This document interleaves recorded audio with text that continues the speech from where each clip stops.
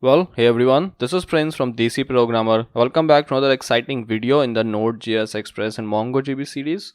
And in this video, we're going to talk about middlewares, but before we do that, we'll take a look at routers a bit.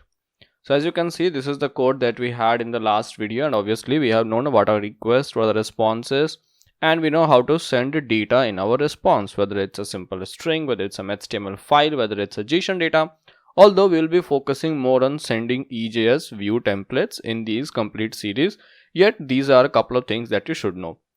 Now, before we deep dive right into middlewares, I want to talk a little bit about routing. So for example, whenever you visit a website, you have certain routes, like you have a /login, which may have a login form, /register, which may have a sign up form, you may have a /contactors, which may have a contact us data and all. So how are these routes handled? Now, normally when you go to a website and you say, let's say you visit a route that's /, as you can see here, you have courses for Flutter Firebase, you have course data of Firebase in this starter. Now if I talk about my own website, then here the course data is a static route, but the Flutter in this starter, that's dynamic. Now normally all these static routes are get parameter. So for example, let's say this is our simple website. I have to just start this. So I will say npm start. Now in this simple website, this is our home route where we are rendering an HTML file which has a p tag with some data in it. Now let's say somebody wants to go to a contact us route and there we want to show some data. So for that we have to say app.get, and here we have our static route. That static route could be, let's say, contact. And when someone goes to this contact route, we have to send some data. So we have request, response, and here I'm saying res.send, and I'm sending that this is our contact us page. Now let's save it, and obviously our server would have automatically restarted. So now here if I go to /contact, if I hit enter, so you can see that we go to contact us page. So this is routing. Now normally, as I have already told, we have get routes. Here we have post route, delete route, put route. Now delete, put routes are normally accessed by APIs. Although we will talk about them, we will talk about API section, but normally we will talk more about get and post route.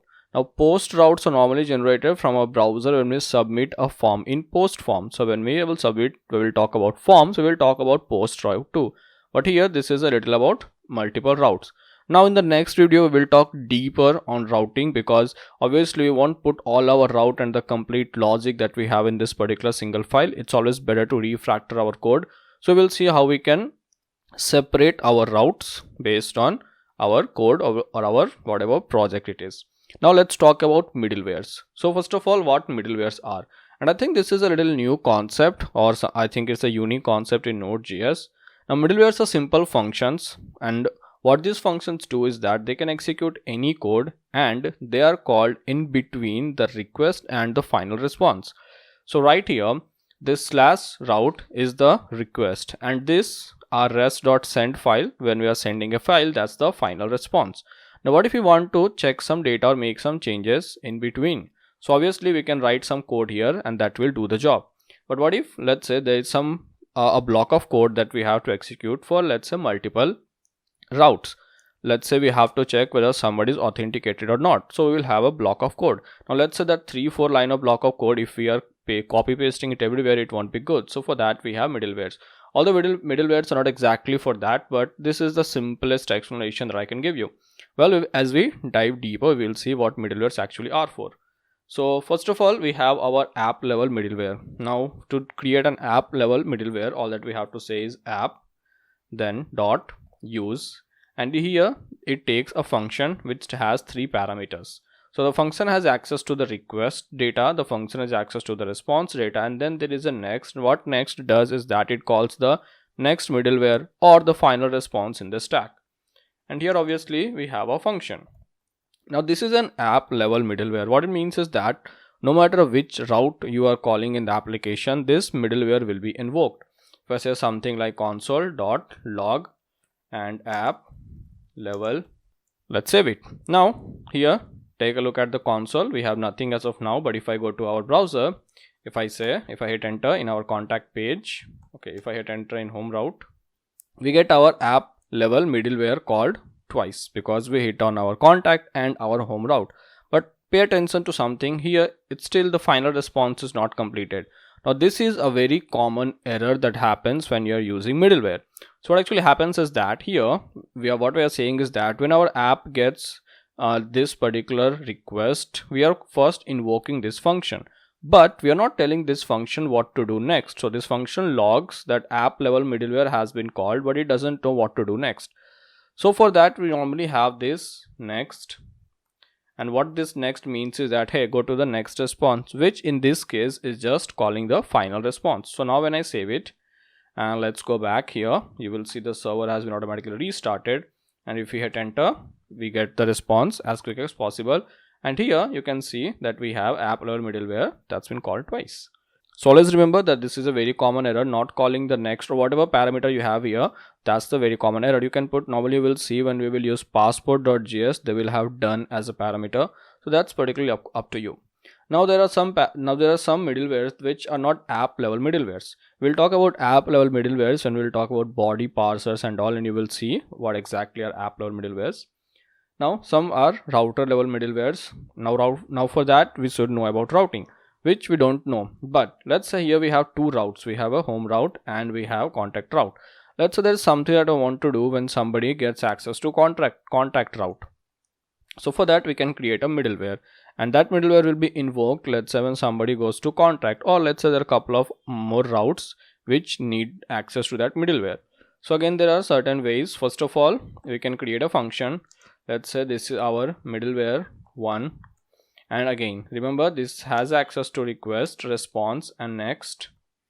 And here all that we have to do is to write some code. Let's say I'm saying console. So now this is our middleware 1. Now this middleware 1 can be invoked only in certain routes, and to invoke a middleware in a certain route, all that we have to do is to put a comma before our final response function, and here we have to just name that middleware. So here in this case it's middleware 1. Let's go back and let's go to /contact, hit enter. Let's go back to a terminal, and you can see that we have first app level middleware and then middleware 1. So what essentially happens here is that when we say make a request to /contact route, it first calls the app level middleware, because remember I told you app level middleware will always be called whenever request is made to any route. Having done that, it looks for the next middleware, which is middleware 1 in the stack. So it then calls the middleware 1. After doing that, it calls the final response, which sends us data in our browser. So these are some router level middlewares. Then you can have other built-in middlewares, like we'll talk about body parsers. When you install any third-party library for Express.js or Node.js, you will see that there are some third-party videos where we will talk about, when we'll talk about file handling, you will see that too. So that's the complete concept of middlewares. And I know it won't make much sense as of now, obviously, because it's very different concept, and it seems like when and why we have to use it. So just keep in your mind that these are just some functions which have access to request and response parameter, which is why I'm not saying they are just functions. We are calling them special functions because they have access to the request and response parameter, and they can change the data in request and response parameter. And also they can call the next middleware or the final response in the stack, as you can see right here. If you want to see something, let me show you how we can change the request and response parameter. So I can call request dot, I can set some data. So let's say I'm saying request dot name is equal to prince. All right. Now after this particular middleware has been called, I can access that particular request data here. So I can say something like console dot log request dot name. And now when I save this, let's go back to our browser and let's hit this, and here we can see that we have middleware 1 and prince. So what essentially we have done is that when the middleware 1 was called, we took the request, we added a key to it which was name, we added a value that was prince, and now that particular key value can be accessed here.